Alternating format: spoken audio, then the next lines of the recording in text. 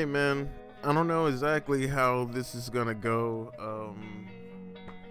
Yeah, I've been trying to find a way to start this video and intro this video and just produce this video, and I don't know how else to do it but to just get into it. So with that said, welcome back to another episode of Gomu No Reach.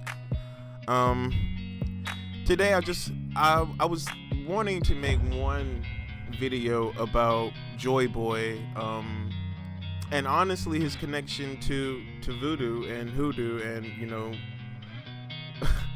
the American slave. And not just that, but I kind of wanted to do a series about just the various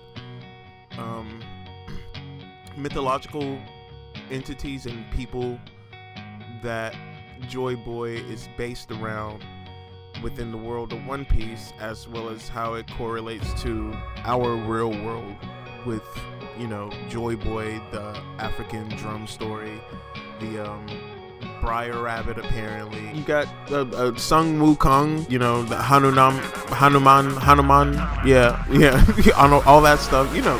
While doing that, I stumbled upon something dealing with the flags of One Piece, dealing with the world of One Piece, and how the stories, you know, stories of captains can be told in their flags. I think Oda hides things right there in plain sight. We clearly have seen him do it plenty of times before, and I'm pretty sure that the flags are a way that he hides messages within the world of One Piece. We know who this flag belongs to. It belongs to our crew, the Straw Hat Alliance. I mean, the Straw Hat crew. The Straw Hat Alliance is something totally different. Anyway, yeah, so we know that belongs to the crew because of the Straw Hat. We also know that this flag belongs to the red hair pirates because of the scar across the eye, telling the story of Shanks. We know that when we see the captain, he's going to have a scar over his face. It's just the nature of the Jolly Rogers, because that's what Jolly Rogers were based off of in the real world that we live in. Okay, last time we were reading One Piece, the last chapter, we got to see Kaido's flashback, and in this flashback we get to see not only his invitation to the Rocks Pirates from Whitebeard, but we also see them going to God Valley. The funny thing that I find about these panels in particular is that we never see the Jolly Roger for the Rocks Pirates. So seeing how I found that suspicious, I decided to investigate just a little bit further. I believe it's the very next panel that we see Kaido's flag hanging above him as he's, you know, talking to that creepy ass old lady, you know, with the weird lad, the kill, that weird bitch. Yeah. With her being there, they were talking about the brutality of the world and all that, and behind him you can see the flag. I don't think it's just me, but this flag has a striking resemblance to somebody else's flag, man. I'm not tripping, am I?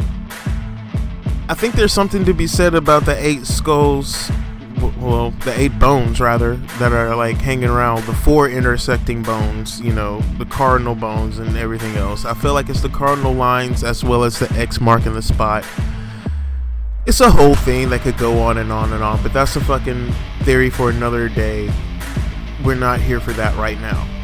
I think there's something to be said about the resemblance between Blackbeard's flag and Kaido's flag, seeing as how there are many theories about how the 3 skulls represent the 3 entities within, or something along those lines, the 3 hearts. You know, there are many theories about what these 3 skulls could represent in accordance to Blackbeard himself, as well as we see this skull face Oni head thing for Kaido, and the 2 on the side, the 2 images on the side hiding in the back behind the crossbones. I have no idea what they could be. They may not be related to his face at all, they may not be related to anything else, but they're 2 identical things hiding behind him.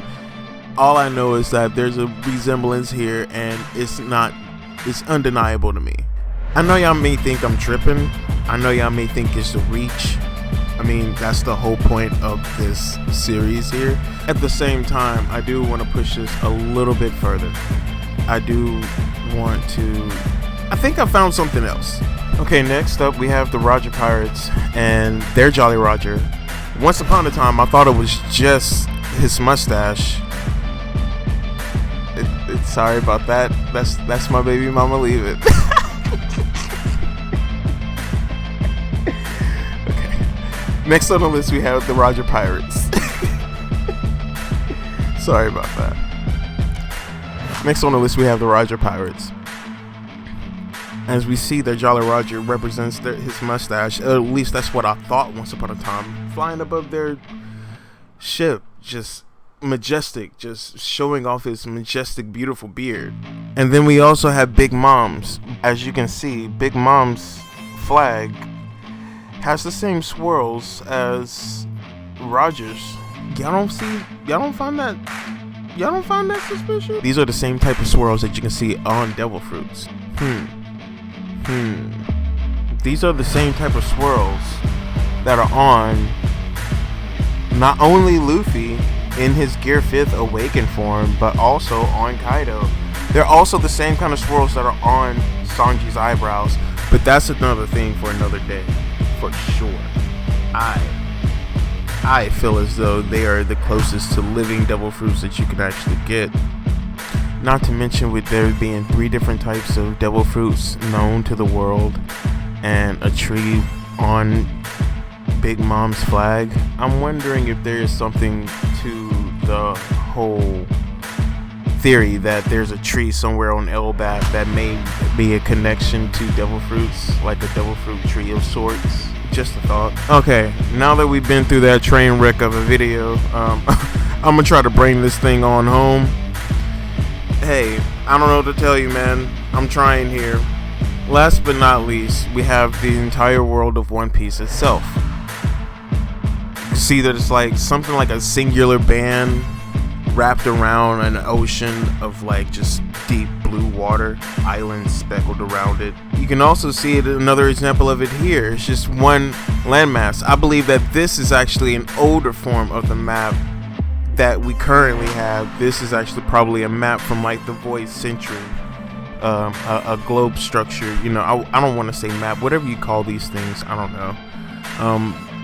But I think that this is representative of what was 800 years ago in the Void Century before the world government took place. That's not what I'm here for. I keep getting sidetracked because there's so many things that I just want to talk about. I love One Piece so much. This is what I wanted to talk about. I think that Oda used this flag for Brazil to actually represent the world of One Piece. Why do I think that? Because Luffy's Brazilian. Oda has said it himself that if he wanted the world of One Piece to be real, then Luffy's race, like Luffy's ethnicity would be Brazilian. With everything said, the world of One Piece is riddled with mysteries, is riddled with clues. He just drops breadcrumbs, man. Oda is just a genius at the way he just meticulously just drops things. And the more we go further into the story, the more we find out, oh wow, this dude's been since like chapter 1. Since like chapter 1, he's been dropping massive hints, massive clues as to what One Piece is, as to where the story is going to go, as to what's going to happen.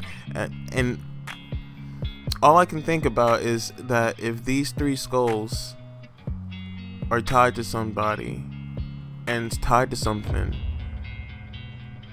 for Blackbeard, then I'm wondering what Ace's Devil Fruit, Sabo's connection to them, and Luffy's love for them will have to do with them, if anything. Yeah, I'm a power of friendship type of nigga. I don't care, like, no matter what you say, it's always going to be the trope that everybody depends on in anime, especially a shonen, which One Piece is. Alright, man, there you have it.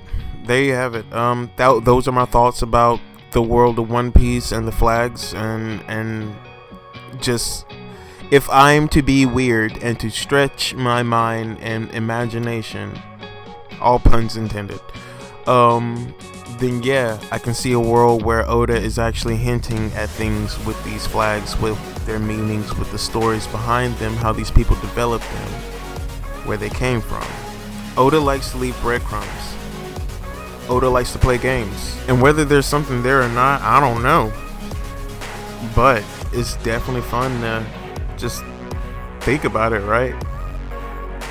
Anyway, man, y'all have a great one. It's been real.